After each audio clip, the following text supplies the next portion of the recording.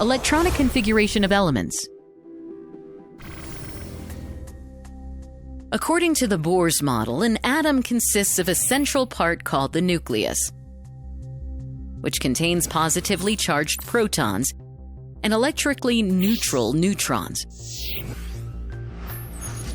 The number of protons in an atom is called its atomic number and is represented by Z, while the sum of its protons and neutrons is called its mass number, which is represented by A. Besides protons and neutrons, there are negatively charged particles called electrons, which revolve around the nucleus in various shells or orbits. This arrangement of electrons around the nucleus of an atom in various orbits is called its electronic configuration. Please note here that the number of electrons in an atom is always equal to the number of protons, which makes the atom electrically neutral. Every orbit has a certain capacity to accommodate electrons. According to the Bohr-Bury rules, the maximum number of electrons that can be accommodated in a particular orbit is determined by the formula 2n², where n denotes the orbit number.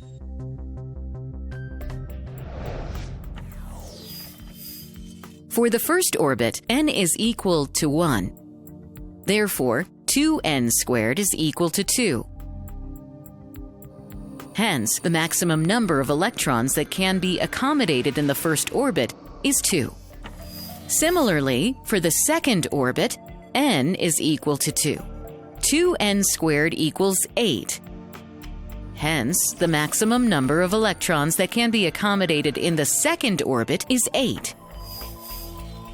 Although the third orbit can be occupied by a maximum of 18 electrons, when 8 electrons are occupied in the third orbit, a certain degree of stability is given to the atom. Hence, the next electron, instead of entering the third orbit, goes into the fourth orbit. For example, the atomic number of potassium is 19. Therefore, there are 19 electrons revolving around the potassium nucleus in the potassium atom. Out of these, 2 electrons enter the first orbit, 8 in the second orbit, the other 8 enter the third orbit, and the remaining 1 electron, instead of entering the third orbit, enters the fourth orbit. Hence, the electronic configuration of potassium is 2, 8, 8, 1. The electronic configuration of an element also helps us to decide the position of an element in the periodic table. The number of orbits or shells denote the period to which that element belongs. Let's continue with the same example of potassium. Its electronic configuration is 2, 8, 8, 1.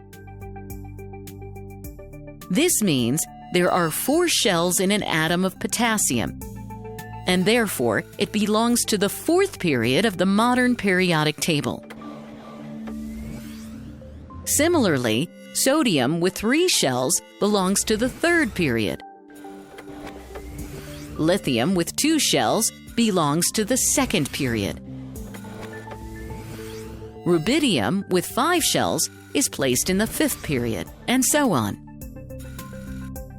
The number of electrons present in the outermost or valence shell of an atom decides the group number of that element.